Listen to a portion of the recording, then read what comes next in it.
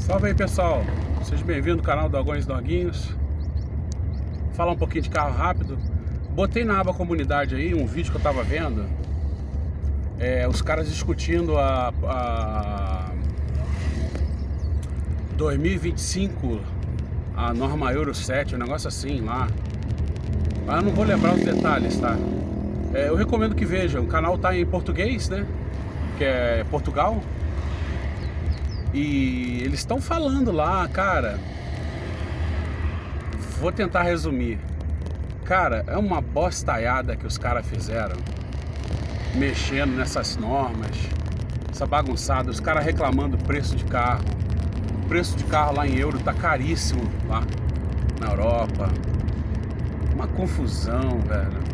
E aí, eles estão claramente desacelerando um pouco, né, o que eles estão fazendo, né?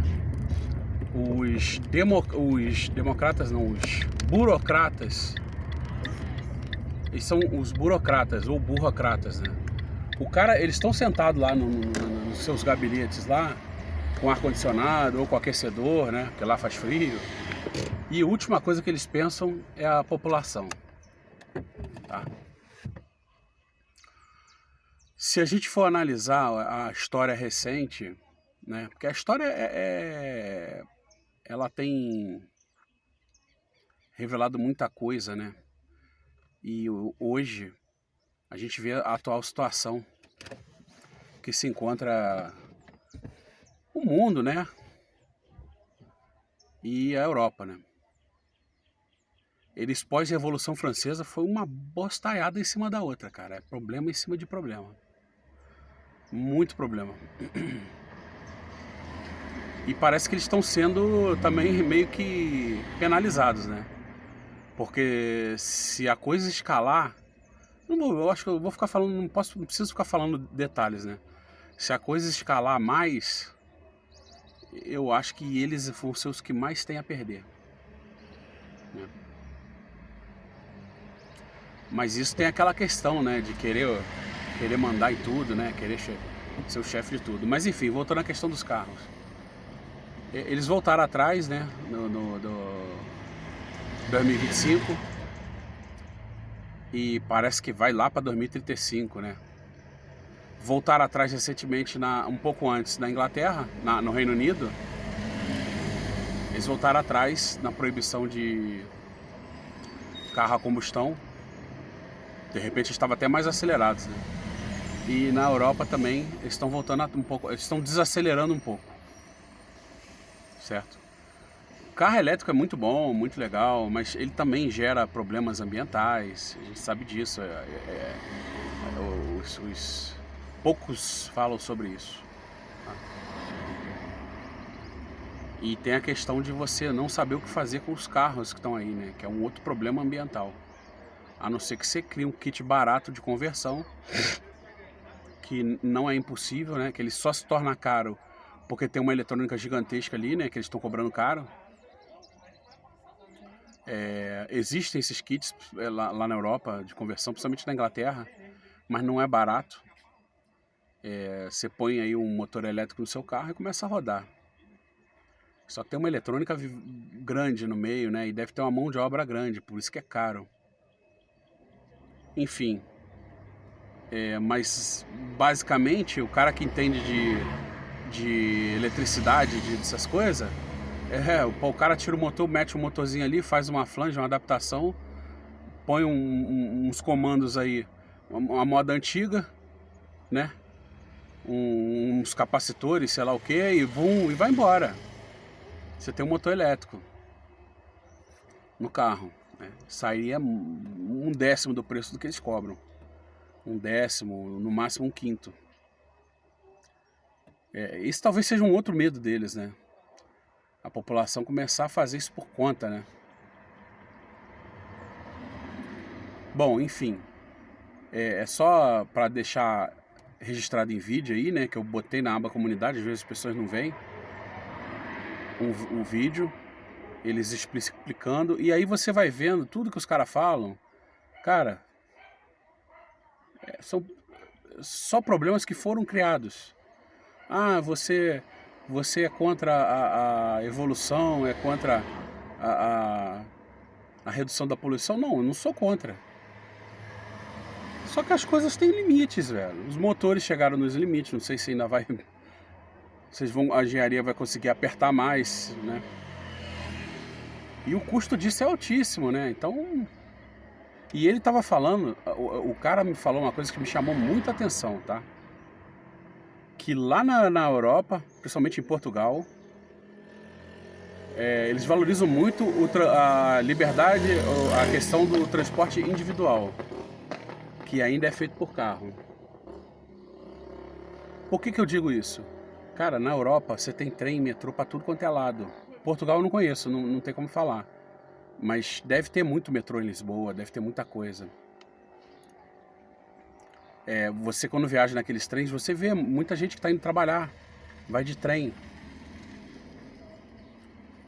O Badolá estava falando que teve uma promoção nos trens lá na Alemanha, na época que ele estava lá de férias, que ele pagava 9 euros e andava o quanto ele queria. Aí ele explicou lá, eu não me lembro bem como é que é o negócio. Tu vai para tudo quanto é lugar de trem. Então a necessidade de carro lá na Europa, não os Estados Unidos é diferente, tá? Os Estados Unidos, a não ser Nova York, uma cidade ou outra, é diferente. Mesmo assim, é complicado, não dá pra comparar não. Mas, por exemplo, o que eu conheço, Londres e Paris, cara, você tem metrô pra tudo quanto é lado.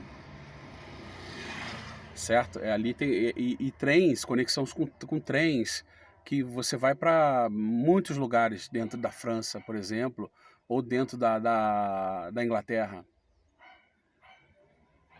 Enfim, que muitas vezes o cara nem quer usar o carro, tá? Não quer usar o carro. Lá naquelas periferias de Londres, né, periferias que eu digo assim, os bairros mais afastados, né, os subúrbios, sei lá, não sei como é que chama lá. Você vê um monte de carro parado na rua lá que acho que nem funciona mais, os caras nem usam direito. Porque eles usam, principalmente Londres, né? Londres tem o tal do traffic charge, né? Que é caríssimo se o cara ficar andando de carro pra lá e pra cá.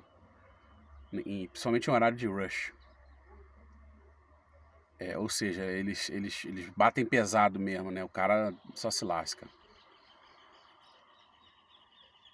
Então, quando o cara fala que a solução de mobilidade é o transporte individual, cada um com seu carro, isso na Europa, um cara ligado à imprensa automotiva, isso chama um pouco de atenção, tá?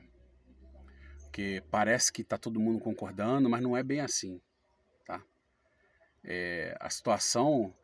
porque uma coisa é você aqui no Brasil, aqui, por exemplo, se eu for depender de ônibus esse trecho que eu ando, se tivesse um ônibus bom, eu ia ficar feliz da vida de não precisar vir de carro. Se tivesse um metrô, melhor ainda. Entendeu?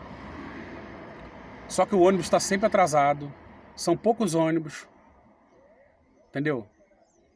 Tem a questão da insegurança, certo? Tem a questão que às vezes você não tem tempo para ficar esperando o ônibus, né?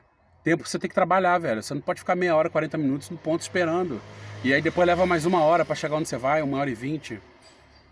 Ou seja, 2 horas jogada fora, velho. Que eu de carro levo 20 minutos. Entendeu? Então são coisas a se pensar. O carro elétrico ele é uma coisa antiga. Inclusive no Brasil, o senhor Gurgel tinha projetos de carro elétrico e ninguém acreditou no cara, assim, enfim. Eu trabalhei num ramo que, assim, eu via o que a gente tinha de grande ou encaminhando para ser grande e nacional era atacado de todos os lados pelo próprio governo. Entendeu? Você vê, por exemplo, eu não preciso falar muito, vê a história da indústria naval no Rio de Janeiro. Cara, então assim, eu não posso ficar falando muito, né, que eu não quero me complicar. Mas a questão dessas normas euros, eles falaram muito também dos carros a diesel lá, que tem muita economia. Tu tem um carro a diesel aí com motor 1.4, sei lá. E aliás é um vídeo que eu queria falar, que eu já andei falando sobre isso. A gente, o Brasil, aqui no Brasil, as montadoras, parece que elas não têm assim muita pena do brasileiro, velho. Se bem que elas enfrentam N problemas, tá? Eu não tô aqui querendo culpar as montadoras não, tá? Porque você vender carro com a quantidade de imposto que tem no Brasil e eles ainda conseguem, é um negócio, é uma arte, quase um milagre. Mas, por exemplo, você pega essas vans, da Mercedes-Benz, da Fiat ou da Peugeot, aquelas espichadinhas assim, que estão vendendo aí, que tem um motor, normalmente 1.6 turbo diesel. Cara, um motorzinho daquele numa picape cabine simples, que acho que é muito difícil você ver uma picape nova cabine simples, só vê cabine dupla, né? Um motor daquele num fogãozinho daquele, que fica maravilhoso, ou numa picapezinha de trabalho, que aí não tem, tá faltando isso numa picape. Por que tá faltando? Por que eles só vão pôr 3.0, 2.8, não sei o quê? Por que o cara vê a picape no Brasil, que aí a culpa não é da montadora, como sinônimo de status, né? Não de trabalho. Né? Ao ponto de você ver uma picapezinha dessa aqui como a Oroch, que não faz aquele frisson na venda a 0 km, mas as usadas não param nos pátios.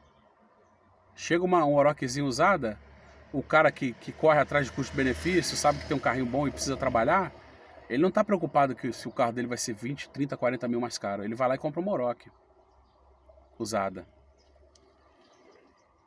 Então o que eu vejo é esses burocratas, eles estão com uma distância, estão muito... Não é só aqui não, lá idem. Eles estão muito, muito, muito distantes de se preocupar com o bem-estar, né, do povo lá na Europa, né? Entendeu? E aí aqui a gente fica copiando as normas lá, né? Tem essa moda, né? Vem com um certo atraso e aí eles acabam copiando. Até porque a indústria automotiva já desenvolveu lá, né? Mas aí chega aqui com um atraso que não era o tradicional, né? De 20 anos, 15 anos, né? Chega mais recente, aí chega caro pra gente, né? Chega mais caro. É uma tecnologia que não foi totalmente paga lá ainda. Enfim, acho que eu falei demais já, né? Fica aí só essa questão aí pra gente pensar. Acho que vale a pena ver esse vídeo, tá? É um vídeo legal. Tem um ou outro lá que fala uma besteira aqui, outra ali, mas assim, isso é normal. Mas o interessante é o que as informações que eles estão passando ali, tá? Esse é que é o importante. Beleza? Valeu, pessoal.